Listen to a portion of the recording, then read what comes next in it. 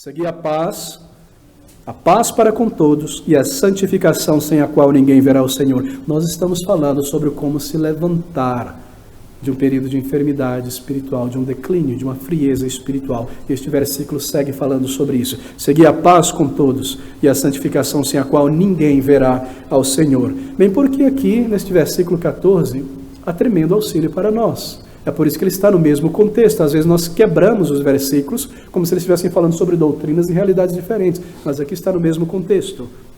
Seguir a paz para com todos. Bem, significa, obviamente, seguir a paz entre irmãos. Entre o povo de Deus, a família de Deus. Fazer tudo o que estiver dentro do meu alcance e mais além para manter a paz entre os irmãos. Seguir a paz para com todos. Às vezes ter que render o meu direito a certas coisas para que a paz seja preservada, a unidade da fé seja mantida. Às vezes, ter que sofrer algo, uma inconveniência, por exemplo, para que a paz permaneça.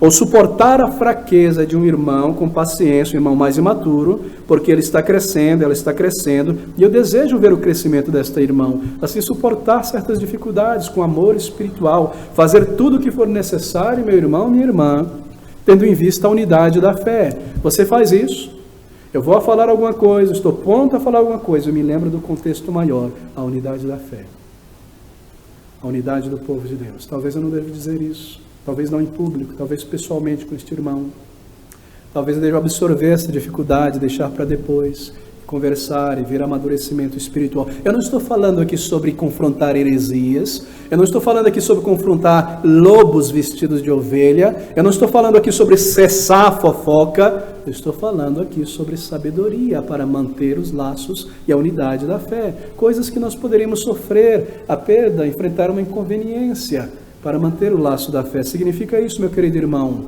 Seguir a paz para com todos, mas significa também manter a paz para com os que estão de fora. Veja comigo Romanos capítulo 12, versículo 18. O mesmo sentimento aqui. Se for possível, quanto estiver em vós, tende paz para com todos os homens. Bem, isso não é algo fácil. Não é algo fácil isso. Mas é algo que deve ser buscado de verdade. A palavra tende paz aqui poderia ser traduzido como buscai a paz também, porque é uma atitude, uma ação que é tomada para buscar sempre a paz, para se manter a paz. Bem, como eu posso fazer isso então? Buscar a paz. Eu faço isso vigiando os meus lábios.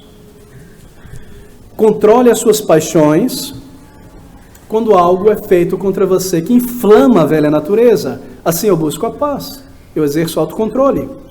Você precisa ser amigável, você precisa ser cooperativo, muitas vezes na vizinhança, no local de trabalho, porque nós somos representantes de Cristo.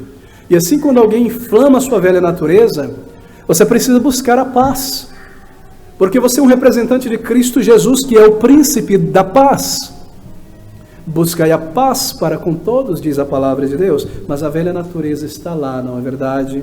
E o resíduo do pecado está lá. Seres humanos são sempre contenciosos. Parece que há hostilidade dentro de cada coração.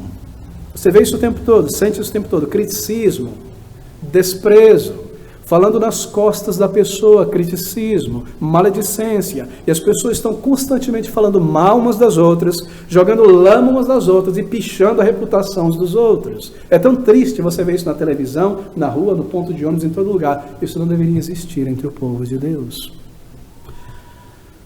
A conversação, uma má conversação, uma grande derrocada contra o espírito de unidade entre o povo de Deus. Humildade, consideração, apreciação e gratidão devem ser mantidas em mente. E essas coisas precisam ser promovidas. Nós devemos tomar o controle das rédeas das nossas emoções.